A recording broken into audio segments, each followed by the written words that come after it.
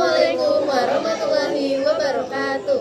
Kami dari kelompok 4 mata pelajaran ekonomi Pak Hauludin kelas 12 B1 akan membacakan mengenai jawaban yang telah didiskusikan bersama dari soal latihan 2.3. Sebelum itu, perkenalkan nama saya Salsa Najmatena dengan nomor absen 38. Nama saya Uya Aziza Azahra, absen 39.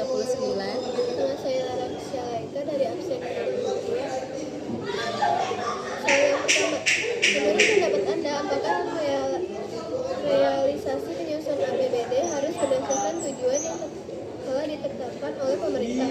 Jelaskan alasannya. Jawabannya, realisasi penyusunan APBD harus berdasarkan tujuan yang telah ditetapkan oleh pemerintah karena tujuan tersebut menjadi arah dan pedoman dalam penggunaan anggaran daerah.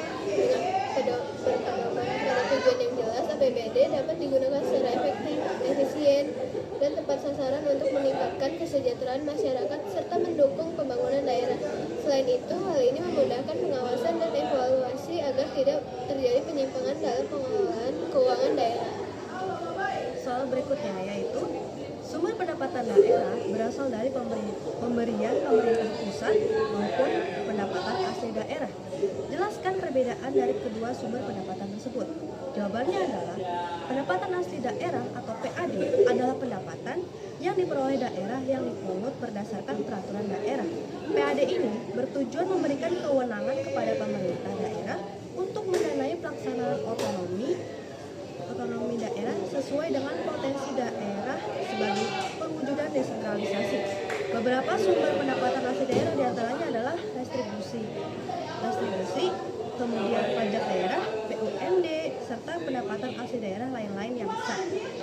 Sedangkan sumber pendapatan daerah yang berasal dari pemerintah pusat atau biasa disebut dengan dana perimbangan, yaitu dana yang bersumber dari pendapatan APBN yang dialokasikan kepada daerah sebagai pengeluaran pemerintah pusat untuk mendanai kebutuhan belanja daerah.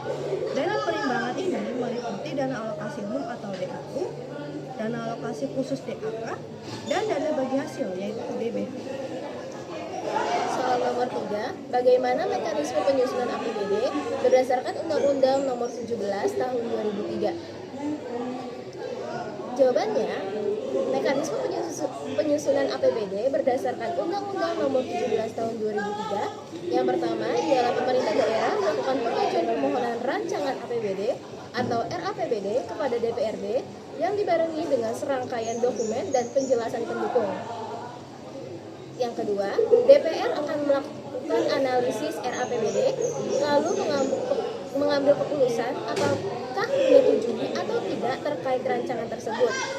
Pengambilan keputusan oleh DPRD dilakukan paling lambat sebulan sebelum tahun anggaran pemerintah daerah dilakukan.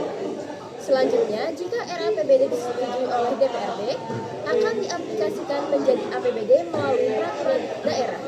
Namun, jika RAPBD tidak disetujui DPRD, pemerintah daerah dapat memakai APBD setinggi-tingginya sejumlah angka APBD di tahun sebelumnya.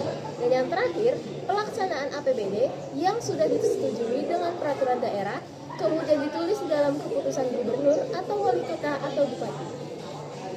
Sekian dari kelompok kami. Wassalamualaikum Warahmatullahi wabarakatuh.